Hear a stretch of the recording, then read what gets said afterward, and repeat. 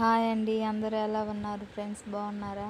నేనైతే చాలా బాగున్నాను ఫ్రెండ్స్. ఈరోజు మనం చికెన్ గ్రేవీ కర్రీ ఎలా చేసుకోవాలో ఈ వీడియోలో చూసేద్దాం ఫ్రెండ్స్. చికెన్ అయితే ఇలా కట్ చేసుకొని స్టవ్ వెలిగించుకొని స్టవ్ మీద పెట్టి ఇందులో కొంచెం పసుపు అలాగే ఉప్పు, కల్లుప్పు వేస్తున్నానండి. ఇలా వేసి చికెన్ అయితే బాగా ఉడికించుకోవాలి ఫ్రెండ్స్. మీరు చూసిన ప్రతి ఒక్కరూ ఒక లైక్ అయితే చేయండి. లైక్ చేయటం మటుకు మర్చిపోకండి. అలాగే ప్లేట్ వేసుకొని ఉడికించుకోవాలండి. ఒక 2-3 నిమిషాల తర్వాత ప్లేట్ తీస్తే చికెన్లో ఉన్న వాటర్ అన్నీ కూడా ఇలా బయటకు వచ్చేస్తాయి ఫ్రెండ్స్. ఒకసారి మనం గరిటెతో ఇలా కలుపుకుంటే ఉప్పు అంతా ముక్కలుగా పట్టుతుంది. అందుకోసం ఇలా కలుపుకుంటే సరిపోతుందండి. చూసారు కదా, చికెన్ అయితే చక్కగా ఇలా ఉడికించుకోవాలండి. ఇందులో ఉన్న వాటర్ అన్నీ కూడా ఇనిగిపోవాలి ఫ్రెండ్స్. చూడండి ఫ్రెండ్స్, పచ్చిమిర్చి, ఒక టమోటా, ఆనియన్స్ కట్ చేసుకొని పక్కన పెట్టుకోవాలండి. అలాగే మనం మిక్సీ జార్లో అల్లం వెల్లుల్లి పేస్ట్ గ్రైండ్ చేసుకొని పక్కన పెట్టుకోవాలి. చికెన్ అయితే ఉడికించుకొని పక్కన పెట్టుకున్నాం కదా. ఇప్పుడు కళాయి పెట్టుకొని ఇందులో కొంచెం తగినంత ఆయిల్ వేసుకొని, నీస్ కదా ఫ్రెండ్స్, కొంచెం ఎక్కువగానే ఆయిల్ ఉండాలండి. అలాగే మనం బిర్యానీ మసాలా ప్యాకెట్లో ఉన్న దినుసులు అలాగే సాజీరా కూడా వేసానండి. కొంచెం లైట్గా వేసాను. ఇందులోనే ఆనియన్స్ వేసి ఫ్రై చేసుకోవాలండి. అలాగే ముందుగా కట్ చేసుకున్న పచ్చిమిర్చి కూడా వేసుకోవాలి ఫ్రెండ్స్. నేనైతే చిలుకలుగా కట్ చేశాను. మీకు ఇన్ని పచ్చిమిర్చి ఘాటు ఎక్కువ అవుతుంది అనుకుంటే మీరు తక్కువైనా వేసుకోవచ్చు ఫ్రెండ్స్. పచ్చిమిర్చి చికెన్లో ఇలా వేసుకుంటే చాలా టేస్టీగా ఉండిద్ది ఫ్రెండ్స్. ఇలా అయితే వేసి ఒకసారి ట్రై చేయండి. మేమైతే ఎప్పుడు వేసినా ఇలాగే వేసుకుంటామండి. పచ్చిమిర్చి ఎక్కువగానే వేస్తాను, నీసు కాబట్టి. ఇవి చక్కగా ఇలా ఫ్రై అవ్వాలండి. ఇలా ఫ్రై అయిన తర్వాత అల్లం వెల్లుల్లి పేస్ట్ కూడా ఇందులో వేసుకొని ఫ్రై చేసుకుందామండి.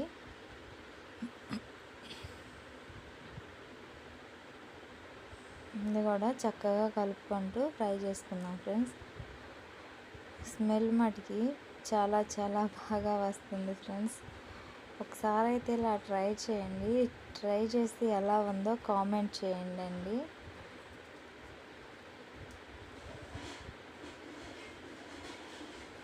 ఇలా చక్కగా కలుపుకుంటూ ఫ్రై చేసుకోవాలండి.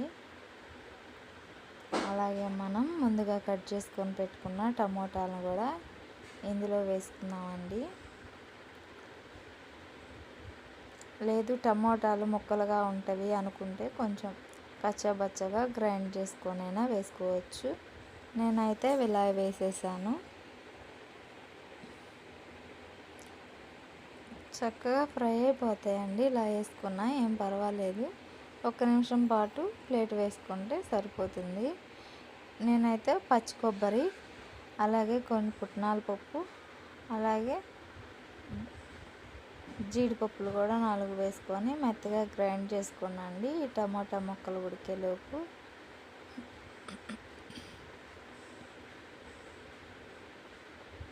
చూడండి ఫ్రెండ్స్, టమాటాలు కూడా చక్కగా మిక్స్ అయిపోయాయి కదా. ఇప్పుడు మనం ముందుగా ఉడికించుకున్న చికెన్ కూడా ఇందులో వేసుకొని కలుపుకుందాం ఫ్రెండ్స్. కొబ్బరి ఆ మసాలా లాస్ట్లో వేసుకుందామండి.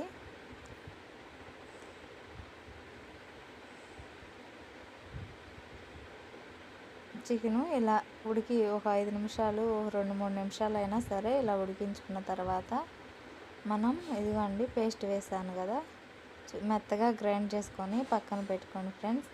ఇప్పుడు మనం ఇందులో తగినంత కారం వేసుకుందామండి.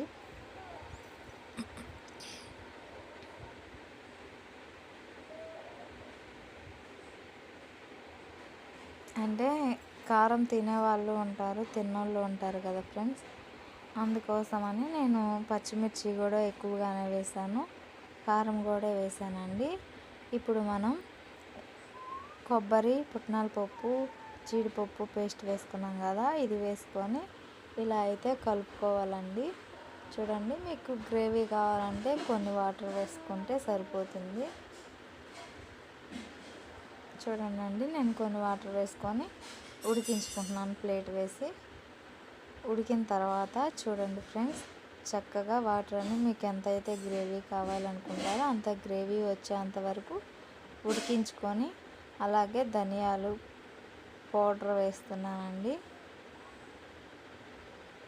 ఒక 2 స్పూన్లు వేసుకుంటే సరిపోతుంది ఫ్రెండ్స్.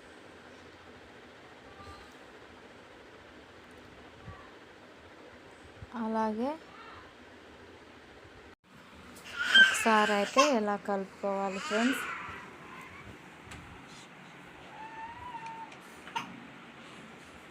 చూడండి, గ్రేవీ అయితే చక్కగా మనకు రెడీ అయిపోయింది. ఆయిల్ కూడా చక్కగా బయటకు వచ్చేస్తుంది కదండి. ఇప్పుడు కొత్తిమీర వేసుకొని సర్వ్ చేసుకుంటే చికెన్ గ్రేవీ కర్రీ రెడీ అండి. నచ్చినట్లయితే like and share, comment, subscribe చేయడం అయితే మర్చిపోకండి ఫ్రెండ్స్. షేర్ చేయండి, మన ఛానల్ని లైక్ చేయండి ఫ్రెండ్స్. బాయ్.